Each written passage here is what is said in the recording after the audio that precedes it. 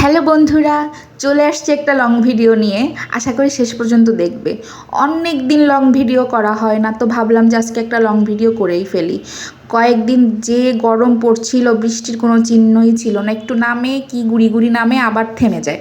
তো আজকে সকালবেলা থেকে মেঘমেঘ ছিল, বিকালবেলা থেকে দেখলাম ভালোই বৃষ্টি হচ্ছে। বৃষ্টি হওয়ার সাথে সাথে আমার হাজব্যান্ডের ফোন যে আজকে কি খিচুড়ি হবে বাসায়।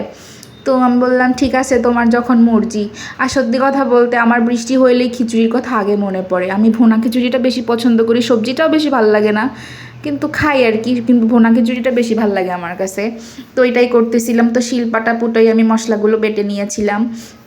তারপর হচ্ছে যেভাবে তোমরা খিচুড়িটা রান্না করো আমিও সেভাবে রান্নাটা করে নিচ্ছিলাম। এদিকে হচ্ছে আমি বেরেস্তাটা করে নিচ্ছিলাম, কারণ আমার হাজব্যান্ড বেরেস্তাটা অনেক পছন্দ করে। ওর যে ফ্লেভারটা ওর নাকি খুব ভাল লাগে। তো ওর জন্য আমি বেরেস্তাটা রাখার চেষ্টা করি রান্না বান্নার ভেতরে। তো এইদিকে দেখো খিচুড়িটা কষিয়েছি পুরো মাখো মাখো করে। আমার এই মাখো মাখো খিচুড়ি ভাল লাগে। আমার ওই মানে শুধু শুধু ওই যে মশলা বলে না, খিচুড়িতে মশলা আমার ভাল লাগে না। আমার মশলা দিতে হবে, দেন হচ্ছে খিচুড়িটা আমার কাছে অনেক ভাল লাগে। তো এইভাবে রান্না করা হয়ে গেছে। এরপরে হচ্ছে গরম মশলা, কিছু কিশমিশ দিয়ে দিছি। আর অন্য পাশে একটু বড়া করতেছিলাম, যে খাবোই যখন তো ভালো করেই খাই। তো এখানে হচ্ছে আমি আলু দিয়ে বড়া করছিলাম, পেঁয়াজ টিয়াজ দিয়ে। আর উপর দিয়ে বেরেস্তাটা দিয়ে দিচ্ছিলাম। ও আর ঘরে ছিল কয়েকটা কোয়েল পাখির ডিম। আমি আবার কোয়েল পাখির ডিম ভালো খাই জন্য হাজব্যান্ড আমার জন্য নিয়ে আসছিলো। তো কয়েকটা ছিল, তো ভাবলাম যে সাথে খাওয়া যাক, খাওয়া হয়ে যাবে। আর এই পাশে আমি রান্না করতেছি, যতই বৃষ্টি পড়ুক ভাই, চুলার কাছে আসলে সব বাহাদুরি ছুটিয়ে যায়।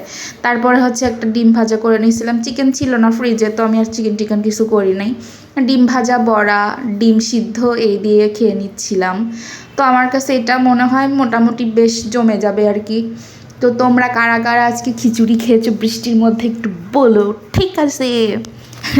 একটা কথা কি, যে যদি হাজব্যান্ড ওয়াইফের কাছে যদি একটা আবদার করে যে আমাকে না এটা বানিয়ে দিবে, আমার না খেতে ইচ্ছা করছে, ওয়াইফরাও খুশি মনেই বানাই দেয়। কিন্তু তারপরে যদি কমপ্লিমেন্ট আসে যে রান্নাটা না অনেক সুন্দর হয়েছে বা অনেক টেস্টি হয়েছে, সেই বউগুলা তাল গাছের আগায় উঠে শাকসুন্নির মতন নাচানাচি করে। আর আমারও সেম কেস। আমাকে বলতেছে মাখো মাখো খিচুড়িটা যা হয়েছে না এই ওয়েদারে, তো আমার আর পাইকিটা, আমি তো তাল গাছের আগায় উঠে নৃত্য করা শুরু করে দিয়েছি।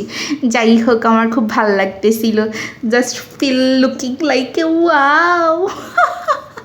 যাই হোক, এদিকে আমি খাচ্ছিলাম। আমার একটা কথা হচ্ছে যে আমরা যারা ফেসবুকের রিল ভিডিও বানাই তারা জানে যে মোটামুটি ভালো একটু স্ট্রাগল করতে হয়, কারণ ফ্যামিলির মানে সাপোর্ট পাওয়াই যায় না। আমি আমার কর্তার সাপোর্ট যথেষ্ট পাই।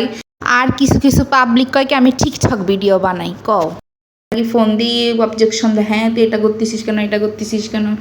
সো আমার কথা বলার হলো যে আমি যা করতেছি আমি একটা শালীনতা বজায় রেখে করতেছি ভাই। আমি তো কোনো নষ্টামি করতেছি না, দেন হচ্ছে কারোর বাসও দিচ্ছি না। আমার যেটা ভালো লাগতেছে আমি করতেছি। আমি যদি এটা করে স্যাটিসফাইড হই নিজের কাছে যে আমার ভালো লাগতেছে, তো শখ মনে হয় না কারোর সমস্যা হওয়ার কথা। কিন্তু কিছু কিছু পাবলিক দেখি কি মানে আমার থেকে তাদের বেশি জ্বলতেছে, তো ঠিক আছে, কোনো ব্যাপার না। আর এইদিকে আমি মুভি দেখতেছিলাম কোরিয়ান কে ড্রামা। আমার থেকে আমার হাজব্যান্ড শিখাই দিয়েছি কোরিয়ান কে ড্রামা দেখাটা। তো এখন খেতে বসলে কোরিয়ান কে ড্রামাগুলো দেখে। আর এদিকে আমি ঝাল খেয়ে ভাইরাল হওয়ার চেষ্টা করছি।